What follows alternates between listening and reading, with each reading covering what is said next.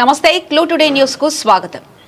మాజీ ఎమ్మెల్యే పట్నం నరేందర్ రెడ్డిని విమర్శిస్తే చూస్తూ ఊరుకోమని దుద్యాల హాకింపేట్ బోన్రాప్స్పేట మండల బీఆర్ఎస్ నాయకులు కాంగ్రెస్ నాయకులను హెచ్చరించారు. కాంగ్రెస్ నాయకుల కబ్జాలు బయటపడేసిందన్న అక్కస్తో నమస్తే తెలంగాణ దినపత్రికపై హాకింపేట కాంగ్రెస్ నాయకులు అవాకులు చవాకులు మాట్లాడుతున్నారని అన్నారు. తాము చేసిన కబ్జాల నుండి ప్రజల దృష్టి మరల్చేందుకే ఈ ఆరోపణలు చేస్తున్నారని ఆరోపించారు.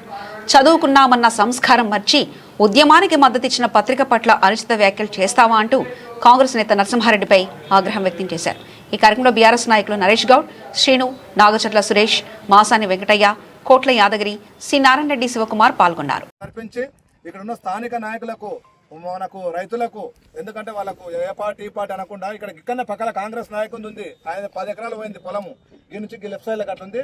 మొత్తం ఒక తంబం పొడువు అక్కడ మొత్తం గుట్టలు తొలిచి ఇక్కడ పోసిండ్రు. దాని మీద మన్నేసి ఆ 10 ఎకరాలకు 4 ప్లాట్లను ఇచ్చిరట.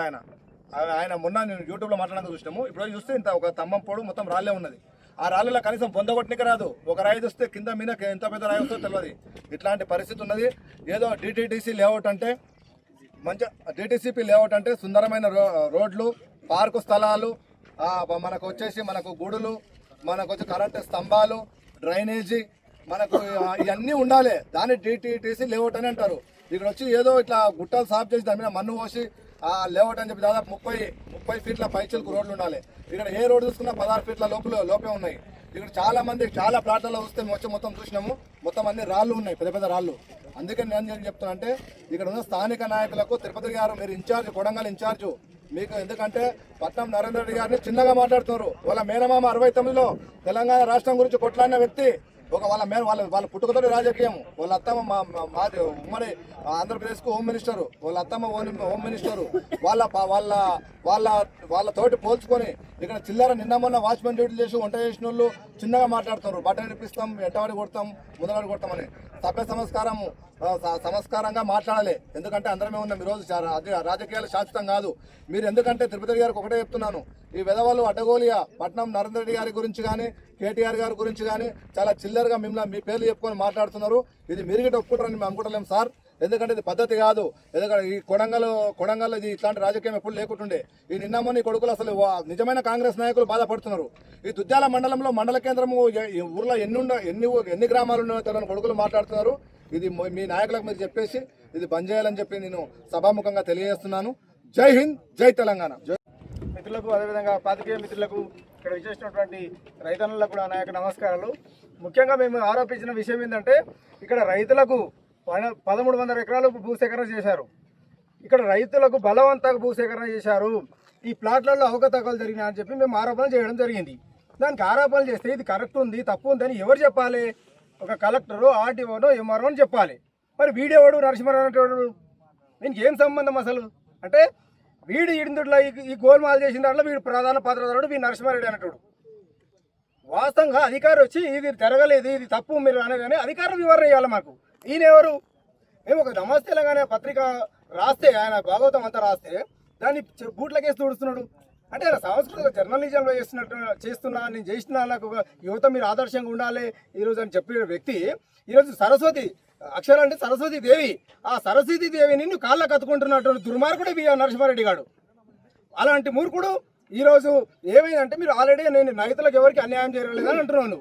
మరి రైతులకు అన్యాయం జరిగినప్పుడు మేము ధర్నా చేస్తే ఆ రైతులే స్వయంగా వచ్చారు కదా, మేమైతే తీసుకురాలేదు కదా. మరి ఆ రైతులను తీసుకుపోయి ఒక 37 మందికి ఇంకా పరిహారం అందలేదు ఇక్కడ అకిన్పేటలో, ఇక్కడ రైతన్నలకు. మరి అలాని తీసుకొని పోయి కలెక్టర్ దగ్గరను ఎందుకు తీసుకుపోతలేవు? మరి ఒక ముఖ్యమంత్రి నేను చెప్తే ఫోన్ లిఫ్ట్ చేస్తాడు, తిరుపతి రెడ్డి నేను చెప్పింది నడుస్తుంది, కలెక్టర్ ఆర్టీఓకు నేను కాళ్ళ కింద ఉంటారని చెప్పినట్టు వ్యక్తి నరసింహారెడ్డి. మరి ఎందుకు ఈ రైతులను తీసుకుపోయి కలెక్టర్ దగ్గర మాట్లాడతలేవు అని అడుగు ప్రశ్నిస్తున్నా. నీకు చిత్తశుద్ధి ఉండే నువ్వు ఏ అవినీతికి పాల్పడకుంటే ఈ భూములలో కానీ ప్లాట్లలో కానీ నువ్వు కట్టించిన గుడి అంటావు కదా, నీకు ధైర్యం ఉంటే ఆ గుడిలో జరగలుగుతావు నరసింహారెడ్డిని ఛాలెంజ్ చేస్తున్నా. నువ్వు గుడిలో జరువు, నీ చిత్తశుద్ధిని నిరూపించుకో. ఈ దుర్మార్గుడు కిరాయిలకు ఖర్చులకు లేని హైదరాబాద్ కిరాయిలు లేనాడు. ఈరోజు హైదరాబాద్లో విల్లాలు ఎక్కడివి ఈ నరసింహారెడ్డికి? దీనికి ఎవరన్నా చెప్పాలి. అదేవిధంగా తెల్లాపూర్లో విల్లాలు ఎక్కడివి? నీ దగ్గర 100 కోట్ల రూపాయలు ఎక్కడివి? అదేవిధంగా ఇప్పుడు మీరు చూస్తున్నాడు ఈ వెంచర్ మొత్తము ఐరా కంపెనీకి ఇచ్చిర్రు. ఈ కాంట్రాక్టర్ ఎంత దుబ్బినో కొడుక మాకు తెలియదు అనుకుంటారా? ఫోన్లే ఎందుకుని అమ్మ, ఫోన్లు మా టైం లేదురా అనుకుని గమ్ము ఉంటుంటే మా నాయకుని విమర్శన చేస్తావా? నేను ఒకటే ఛాలెంజ్ చేస్తున్నా, ఈ ఐరాన్ని పట్టుకొని తంతే మొత్తం బయటకు వస్తుంది ఈ వ్యవహారం అంతా. ఈ యొక్క విచారణ సిట్టింగ్ జడ్జి తోటి ఈ ఆర్యన్ కంపెనీ ఈ యొక్క ఎవరికైతే ఇచ్చిరో ఇది వెంచర్ని వాళ్ళని పట్టుకొని సిట్టింగ్ జడ్జి తోటి కానీ విచారణ జరిపిస్తే మొత్తం భావాదం బయటపడుతుంది. నీకెందుకంత కొలుకు, ఎందుకంత కొలుకు? నీవెవరు అసలు నువ్వు మాకు సమాధానం చెప్పడానికి? ఒక సర్పంచ్వా? నీ భార్య సర్పంచ్, నీకేం సంబంధం అని చెప్పేసి నువ్వు ఇది చేస్తున్నావు. నువ్వు ఈరోజు నరేందర్ రెడ్డి గారు ఒక 5 సంవత్సరాల్లోనే ఈ నియోజకవర్గంలోనే ఈ మండలం ఏర్పాటు చేశాడు, ఎన్నో అభివృద్ధి కార్యక్రమాలు చేశాడు. 10 ఏళ్ళు ముఖ్యమంత్రి ఎమ్మెల్యేగా ఉన్నాడు రేవంత్ రెడ్డి. ఆయన ఏం అభివృద్ధి చేసిండు? ముఖ్యమంత్రి అయిన తర్వాత ఈరోజు పులివెందులు ఎట్లా చేసిండు, రాజశేఖర రెడ్డి ఇక్కడ చంద్రబాబు ఎట్లా చేసుకున్నాడు, అక్కడ కేసీఆర్ గారు గజ్వేల్ ఎట్లా చేసుకున్నాడు. నువ్వు తప్ప చేయాలి. నీ ఇంటికి వెళ్ళి ఏమన్నా వచ్చి నీ చేస్తున్నాడు రేవంత్ రెడ్డి? ఏమన్నా రేవంత్ రెడ్డి పైసలు పెట్టి చేస్తున్నాడా? అదేవిధంగా రైతులకి ఒక్క రైతుకు అన్యాయం జరిగిందో చెప్పంటున్నాడు. నేను రైతులు ఇక్కడ ఇది చూడు, నీకు ఒక సిద్ధ ఉంటే నరసింహారెడ్డి ఎలా చూపించచ్చు మీరు ఇక ఇసోమ్మ అలియాస్ పాపయ్య ఆయన ఉంది. ఈయనకు పాట పాస్బుక్ దశ ఉన్నది, ఆయనకు చెప్పాలి పైసలు ఇప్పిస్తా అంటున్నాడు. ఇక చూడండి మీరు, ఇది 5 ఎకరాలు ఉంటుంది. ఇది 5 ఎకరాలు ఉంటే 4 ఎకరాలకు డబ్బులు ఇచ్చిండు. ఇంకో ఎకరాకి అంటే ఈ పొద్దు ఇప్పిస్తా అంటున్నాడు. స్వయంగా రైతుకు సంబంధించిన వ్యక్తి ఇక్కడే ఉన్నాడు. అదేవిధంగా ఇక్కడ ఇంకొక రైతు చూడండి. దీని తర్వాత దీని మీద చెప్పు. ఇప్పుడు నేను చెప్తున్నా కదా నరసింహారెడ్డి. ఇంకోటి తొట్టి లింగమ్మ అని ఉంది.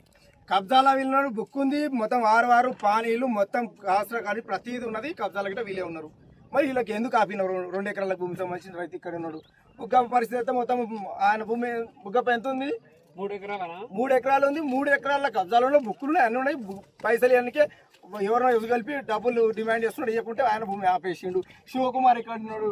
శివకుమార్ ఇక్కడ అఖింపేట శివకుమార్. ఆ శివకుమార్ 2 ఎకరాలు ఉంది, 4 కన్వెన్షన్ ఉంది. మరి ఆయనకు ఎకరాకే పైసలు ఇచ్చిండు. మరి దీనికి ఎందుకు ఇవ్వలేవని దీనికి సమాధానం చెప్పు. అంటే ఈడ మొత్తం దాదాపుగా గవర్నమెంట్ ఇచ్చేది 20 లక్షలు. 20 లక్షలు గవర్నమెంట్ ఇచ్చినప్పుడు 20 లక్షలు గవర్నమెంట్ ఇచ్చినప్పుడు మరి నువ్వు 3 లక్షలు 4 లక్షలు నువ్వు జేబుకెళ్ళి ఇస్తున్నావా? నీ అవినీతి చేయకపోతే ఎక్కడికి వెళ్ళి వస్తున్నాయి ఆ డబ్బులు అని నేను ప్రశ్నిస్తున్నా. దీనికి సమాధానం చెప్పు నరసింహారెడ్డి. దాదాపు ఒకరికి 2 లక్షలు ఇస్తుండు, 20 లక్షలు కాకుండా 3 లక్షలు 4 లక్షలు 5 లక్షలు ఇస్తుండు. అంటే కంపెనీల నుంచి 10 లక్షల వరకు వీళ్ళకు ఎక్స్ట్రా పట్టా భూములకు ఇస్తే ఈయన 2 లక్షలు 3 లక్షలకు ఇచ్చుకుంటా 100 కోట్ల రూపాయలు ఆయన ఎన్నికేసుకున్నాడు. ఈ ఐరా కంపెనీ అంతా ఈ ఆర్యన్ కంపెనీ వాళ్ళతో ఏదైతే వెంచర్ చేసిరో కాంట్రాక్టర్ ఇక్కడ ఎవరైతే కాంట్రాక్టర్ ఎవరైనా వస్తారో ఏ ఒక్క వర్క్ వస్తున్నా లేబర్ కాంట్రాక్ట్ ప్రతి కాంట్రాక్ట్ దగ్గర లంచాలు వసూలు చేస్తున్నాడు నరసింహారెడ్డి. ఇది సత్యం, ఇది నిజమైన వార్త, నిజమైన విషయము. ఎవరు అడిగినా చెప్తారు. రైతులని ఈరోజు బలవంతంగా ఈరోజు పోలీస్ స్టేషన్ల చుట్టూ దింపి వాళ్ళపై దాడులు చేసి ఈరోజు బలవంతంగా భూములు లాక్కున్నారు. నిజమైన భూమి ఏ ఒక్క రైతు ఇయ్యలేదు. మీరు అవసరం ఉంటే మీడియా మిత్రులు ఎవరి ఇంటికన్నా పోయి అడగొచ్చు. బలవంతంగా తప్పిస్తే ఇక్కడ రోడ్డు మీద చూడవచ్చు మీరు, కోట్ల రూపాయలు 90-80 లక్షలు అడుగుతాయని భూమి 20 లక్షలు లాక్కున్నాను అంటే ఆడు స్వచ్ఛందంగా వచ్చి భూములు ఇచ్చినట్ట. అంటే వీళ్ళు లేదంటే మాకేమైనా పదవులు వస్తాయేమో. వీళ్ళు ఈ నరసింహారెడ్డి అనేటువంటి రియల్ ఎస్టేట్ బ్రోకర్, ఆయన బ్లాక్ మెయిలర్, ఒక చీటర్. ఎందుకంటే ఆయనకు ఇవన్నీ మాట్లాడితే నాకు ఏదైనా వస్తుంది అనుకుని నిన్న మొన్న తిరుపతి రెడ్డి గట్టంగా నువ్వు నాకు రాకరాయినా నీ బ్లాక్ మెయిల్ అంతా తెలుసు అని చెప్పినట్టు మాకు పడుతుంది. ఇది అంటే నిన్న గిట్ట కలెక్టర్ గారు ఇక్కడ రావడం జరిగింది. కలెక్టర్ గారు విజిట్ చేసిండ్రు. మీరు ఈ రోడ్లు చూసుకుంటే 36 ఫీట్ల రోడ్ అంటాడు. మీరు కొన్ని కొలుసుకుని అంతే ఉండాలి. దాంట్లో 20 ఫీట్ల రోడ్ లేదు. దాంట్లో 150 గజాలు రైతుకి ఇచ్చిండు. 150 గజాల్లో నువ్వు కల్వర్ట్ ఇస్తున్నావు. 20 గజాలు కల్వర్ట్కి అవుతుంది. నువ్వు ఇచ్చింది ఎంత 130 గజాలు, 70 గజాలు ఉంటుంది. అంత 20 పోతే ఎంత ఉండి మిగులుతుంది? నువ్వు పెద్ద ఈ మొత్తం ఈ గుంతాలు తీసుకొచ్చి రాళ్ళు పోసిండు. రాళ్ళ తీసుకొచ్చి మొత్తం రాళ్ళు పోసిండు. దాంట్లో పెద్ద పెద్ద బండరాళ్ళు, ఒక స్తంభం నెట్టి ఉంటుంది. దాని మొత్తం కింద అంత దూరం వాళ్ళు ఆ ప్లాట్లు ఇచ్చేసిండ్రు. ఎట్లా ఉన్న వాళ్ళ మంచి భూములు తీసుకొని నువ్వు ఇది పరిస్థితి. అంటే డిటీసీపీ లేఅవుట్కు విరుద్ధంగా ఇక్కడ చూడండి. మీరు అన్న వీడియో మిత్రులు ఉన్నారు కదా, ఒక నల్ల కలెక్షన్ ఒక ముఖ్యమంత్రి గారు స్వయంగా వచ్చి ఇక్కడ మీటింగ్ పెట్టినారు. మీరు చూసిర్రు. ఒక ముఖ్యమంత్రి వచ్చి 3 గంటలు ఉన్న దాని ముందల్లా ఇట్లా జరిగితే నల్ల కలెక్షన్ లేదు, కరెంటు లేదు, ఇక్కడ ఏదన్నా మోరీ కలెక్షన్ లేదు, ఏం లేదు. అంటే విరుద్ధంగా అంటే ఏమనంటే ఇంత కమిషన్ తీసుకున్నాడు కదా ఈ యొక్క ఆర్యన్ కాంట్రాక్ట్ అబ్బాయి కమిషన్ తీసుకున్నాడు. ఈ నోరు మూసుకపోయింది. గసంట్ మీద ప్రశ్నించాలంటే ఈ అనవసరంగా నువ్వు నరేంద్ర రెడ్డి గురించి మాట్లాడే స్థాయి అనేది. నరేంద్ర రెడ్డి తలుచుకుంటే ఈ కోడంగల్ అకిన్పేట నుంచి హైదరాబాద్ పోగలుగుతావా నువ్వు? నరేంద్ర రెడ్డిని ఆదరించి ప్రజలు ఒక్కసారి 15 రోజులు వస్తే ఈ నరేంద్ర రెడ్డి గారు ప్రజలందరూ ఆదరించి ఎమ్మెల్యేగా చేశారు ఆయన నాని స్థాయి విమర్శన చేసే స్థాయి ఇన్నిది.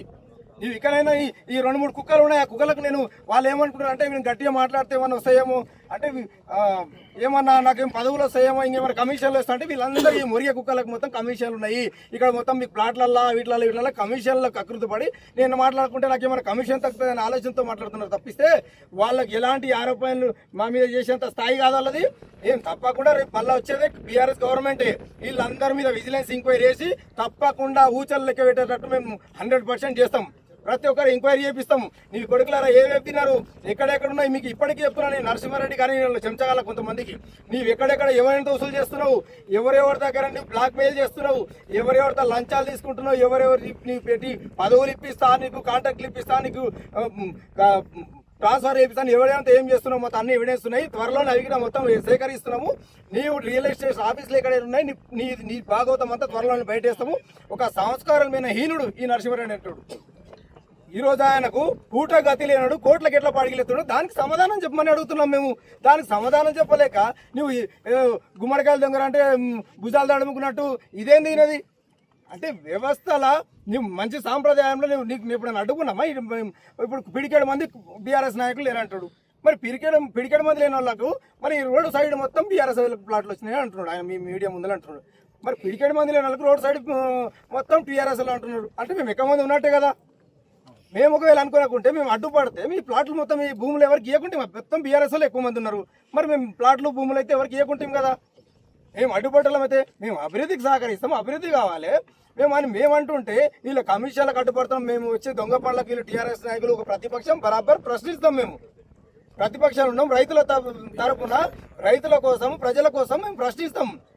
ఈరోజు ప్రశ్నిస్తే కేసులు, ప్రశ్నిస్తే అక్రమార్గం కావాలని దౌర్జన్యాలు ఈ విధంగా జరుగుతున్నాయి. ఈ ఖబర్దార్ ఇక్కడ చెప్పాం మా నరేందర్ రెడ్డి మీద ఇంకోసారి చవాకులు వాడితే తప్పకుండా ఈ ఇసుక దగ్గర కానీ ఇసుక మాకు చూడండి ఎడ్యుకేషన్ పేరుతో ఇసుక మీరు కుక్కలకి సగం ఇక్కడ వస్తే టిప్పర్ సగం ఎక్కడ అమ్ముడు ఈ నాయకులు. మీరు చూసుకుంటే మాంతిపూర్ నుంచి చేల విడిగా బండ్లు దాదాపు 100 బండ్లు తీసుకుపోయి అమ్ముకుంటున్నారు. అదేవిధంగా ఆయన ఏమంటాడు, మేము ఎప్పుడైతే రైతుల మీద ఆరోపణ చేసి అప్పుడు మాత్రం అరెస్ట్ చేసామంటున్నారు. ఇప్పుడు అంతారం వెళ్ళప్ప కొడుకున్న వాళ్ళని మహిళలను చూడకుండా అంతారంలో బంటారంలో బషీరాబాద్ పోలీస్ స్టేషన్లో నిర్బంధించి మీరు మీడియా ముందు చూడలేరా? అంటే ఎవరి కళ్ళు కప్తాడు ఆయన, ఎవరిని మోసం చేస్తాడు అంటే ఉంటే ఏదో అంటాడు. అట్లా ఈయన మొత్తం బ్లాక్మెయిల్ రాజకీయాలు, ఈయన మొత్తం ముసులు రాజకీయాలు. కాబట్టి ఇలాంటి ముచ్చుల ప్రజలందరూ కూడా ఎవరు పడదు. ఈ గ్రామవాసులు కూడా చాలా మంది అగ్గిపేట తిరుగుతుంటే ఈ దుర్మార్గానికి ఎక్కడెక్కడ గెలిపిస్తామని బాధపడుతున్నాను ఈరోజు. అట్లాంటి దుర్మార్గమైన వ్యక్తివి నువ్వు. కాబట్టి ఇంకనైనా నేను చాలా చెప్తున్నా, మా నాయకుని జోలికి కానీ మా పార్టీ జోలికి వస్తే మాత్రం ఖబర్దార్ అని చెప్పి తెలియజేస్తూ ముగిస్తున్నాను. జై తెలంగాణ. జై తెలంగాణ.